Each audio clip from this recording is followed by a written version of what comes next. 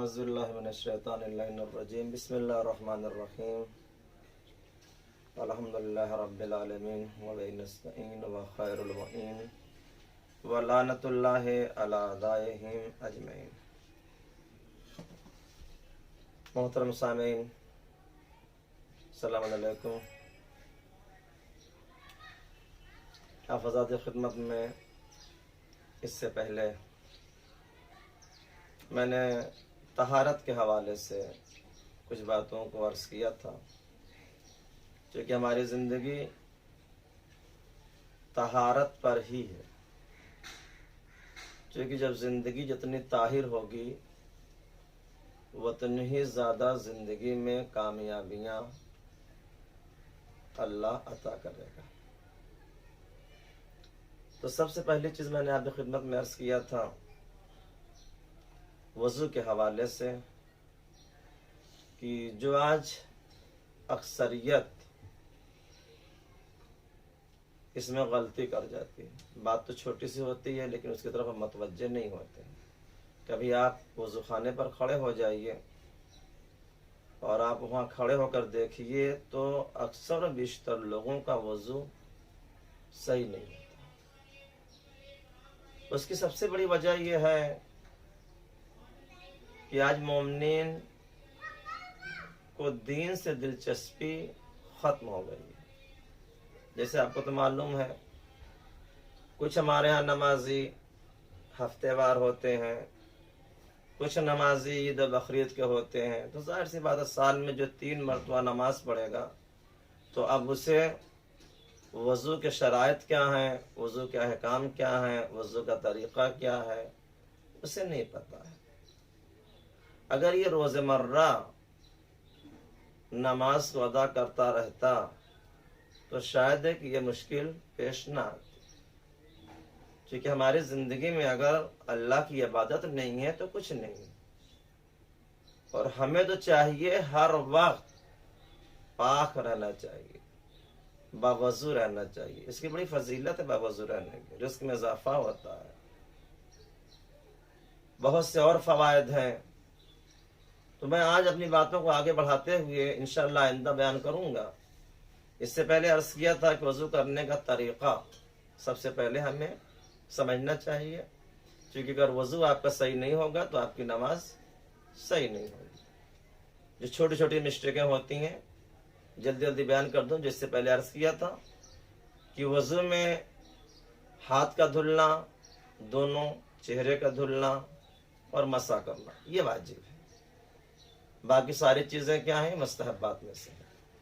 لیکن جو طریقہ ہے وضو میں کہ کوئی بھی حصہ ہاتھ دھلتے ٹائم جب آپ چہرہ دھلیے تو اوپر سے آپ کو نیچے لے آنا ہے۔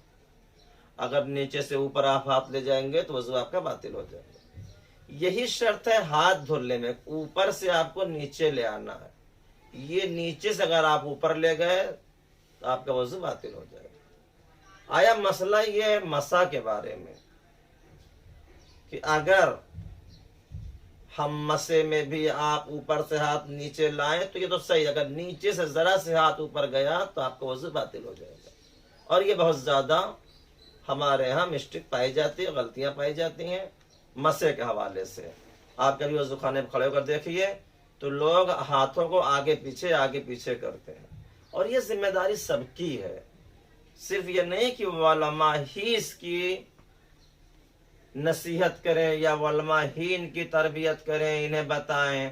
جو بھی اگر صحیح طریقے سے وضو کرتا ہے تو اس کا فرض یہ ہے کہ اس کے سامنے اگر کوئی غلط کر رہا ہے تو اس کی اصلاح کرے، لیکن بشرطے کہ وہ اصلاح توہین کا سبب نہ بنے، وہ اصلاح دل آزاری کا سبب نہ بنے، بلکہ ایک تنہائی میں لے جا کر اسے پیار سے، محبت سے اسے احکام بتائے کہ اس طریقے سے نہیں، اس یقیناً ہمارا ہر مومن آپ کی باتوں کو قبول کرے گا اور آپ کو اس کا اجر ملے گا۔ اگر آپ نے ایک کسی کا وضو صحیح کرا دیا تو اب جب تک وہ نمازیں پڑھتا رہے گا، جب تک وہ وضو کرتا رہے گا، اس کا ثواب آپ تک پہنچتا رہے گا۔ تو یہ میں نے آپ کی خدمت میں عرض کیا، یعنی چہرہ، دونوں ہاتھ اور مسا سر پیر کا یہ واجب ہے. باقی یہ کلی کرنا, ناک میں پانی ڈالنا, 3 مرتبہ گٹے کو دھلنا, یہ ساری چیز مستحبات میں سے ہیں. جو اہم چیز آپ کی خدمت میں عرض کر دوں کہ اگر آپ کا پیر گیلا ہے تو پہلے اسے آپ خشک کر لیں, وضو سے پہلے خشک کر لیں, یا وضو کے درمیان اگر خشک کرنا چاہتے ہیں تو آپ پیر خشک کرتے رہیے اور ہاتھ چلاتے رہیے تاکہ موالات ختم نہ ہونے پائے. یہ بہت اہم چیز ہے. بعض لوگ وضو خانے پر وضو کرتے ہیں, مسجد میں آ کے مسا کرتے ہیں, اب یہ موالات ختم ہو جاتا ہے. وضو میں موالات بھی ہے, ترتیب بھی ہے. ترتیب یعنی ایک کے بعد دیگے. آپ نے اگر چہرہ دھلا ہے تب دایاں ہاتھ دھلیے, پھر بایاں ہاتھ دھلیے. ایسا نہیں کہ پہلے بایاں ہاتھ دھلیں پھر دایاں ہاتھ دھلیں پھر چہرہ دھلیں, تو یہ ترتیب ختم ہو جائے گی. موالات کا مطلب یہ ہوتا ہے کہ پے در پہ جیسے ہی آپ نے چہرے کو دھل کے فارغ ہوئے, فوری طور پر آپ دایاں ہاتھ دھلیے, پھر فوری طور پر آپ بایاں ہاتھ دھلیے, اور فوری طور پر آپ مسا کر لیجیے. یہ ہے موالات. موالات کا لوگ خیال نہیں رکھتے ہیں. موالات کا ہمیں خیال رکھنا, جہاں پر آپ وضو کر رہے ہیں وہیں پر پیر کو خشک کریں اور دھل لیں. تیسری چیز, اہم چیز یہ بھی ایک ہے, جیسے آپ اگر نل سے وضو کر رہے ہیں, نل گیلا ہے, تر ہے نل, تو آپ اپنے چلو میں پانی لے لیں اور نل بند کر دیں پہلے دوسرے ہاتھ سے. چونکہ وضو کے مسے کے لیے شرط کیا ہے, اسی وضو کا پانی ہونا چاہیے. اگر آپ نے تر نل کو مس کر لیا ہے یا اپنے تر ہاتھ سے تر نل کو بند کر دیا ہے تو اب وہ پانی آپ کے وضو میں مل جائے گا. لہٰذا پہلے آپ پانی کو ہاتھ میں لینے کے بعد آپ نل بند کیجئے. نل بند کرنے کے بعد پھر آپ پانی اپنے ہاتھ پر ڈالیے تاکہ آپ کا مسا جو ہو آپ کے وضو کے پانی کے ذریعے سے ہو. 3 باتوں کا آپ خیال رکھیں. اگر بال بہت بڑا ہے تو بال کو ہٹا دیں اور سر پہ ہاتھ رکھیں اور اٹھا لیں. مسا کا مطلب کیا ہوتا ہے کہ عرف عام میں لوگ دیکھیں تو آپ کو یہ کہیں کہ ہاں اس بشر نے, اس مومن نے اپنے سر پہ ہاتھ کو رکھا. مس یعنی ٹچ کرنا, مس یعنی سر پہ ہاتھ رکھنا. آپ سر پہ ہاتھ رکھیے اور اٹھا لیجئے, یا صرف اس طرح سے ہاتھ رکھ کے ہلکا سے آگے کھینچ دیجئے, ہلکا سے, اور یہ مسا ہو گیا. تو اس کا ہمیں خیال رکھنا چاہیے. بعض لوگ سوال کرتے ہیں کہ اگر میں نے وضو قربتاً اللہ کر لیا تو کیا واجب نمازیں پڑھ سکتے ہیں؟ اس میں کوئی اشکال نہیں. آپ نے جب قربتاً اللہ کر کے وضو کیا ہے تو آپ اس سے نماز ادا کر سکتے. چونکہ نیت یعنی دل میں ارادہ ہوتا ہے, دل میں قصد ہوتا ہے کہ آپ کون سی نمازیں پڑھنے جا رہے ہیں. واجب نمازیں ہیں, مستحب نمازیں ہیں. چونکہ نیت کا مطلب کیا ہوتا ہے کہ وضو میں کرتا ہوں قربتاً اللہ, یعنی میں اللہ سے نزدیک ہونے کے لیے طہارت کر رہا ہوں. تو اگر بالفرض آپ نے واجب لفظ نہیں ادا کیا ہے تو بھی آپ کا وضو صحیح رہے گا. قربتاً اللہ بھی کافی ہے. لہذا ہمیں اس چیز کا خیال رکھنا چاہیے. یہ مسٹیک کیوں ہو رہی, کیوں غلطیاں ہو رہی ہیں؟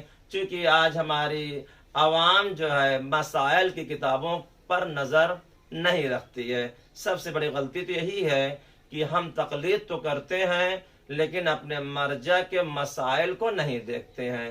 اور جبکہ آپ نے نیت کیا تقلید میں کہ میں تقلید کرتا ہوں فلاں کی اور ان کے بتائے ہوئے احکام پر عمل کروں گا, یہ نیت کرتا ہے انسان, لیکن آپ کو احکام کی معلومات نہیں ہوتی ہے. جس کی آپ تقلید کرتے ہیں اس کے مسائل سے آپ کو آشنا ہونا چاہیے. آپ دیکھیں کہ ہمارا مرجع اس مسئلے کے بارے میں کیا فرما رہا ہے.